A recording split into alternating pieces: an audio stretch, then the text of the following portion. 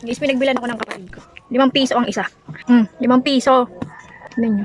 Sulit ba? Ha? Sulit? 5 piso kung ganyan kalit. Parang ano lang to, fishbowl. Pero titikman natin. Tawa ako, binilhan ko. Dito kasi naubos yung tinitinda nila sa school. Binilan ko ng 100 pesos. As ito, 100 pesos yan. Tikman natin. Tapos dinala niya ako ng suka, tsaka ng toyo. Piling ko mas masarap kapag may suka. Nakita ko yung paggagawa nila. Special naman siya kasi may ano. Parang sisig yung loob niya. Tapos nilagyan nila ng tokwa. Tapos mayonnaise. Tapos tuna. Ito medyo mahal nga naman yung ingredients. Tikman natin. Sarap naman. Pwede pang ulam, pwede pang snack. Kung wala kang ulam, pwede na. Taran ko sila mama. Meron pa siya nito. Nagbibili niya dito sa bahay.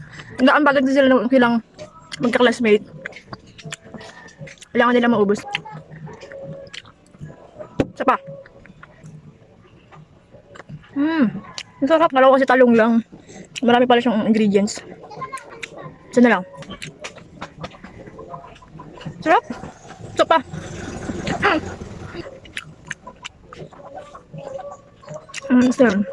Last na yun.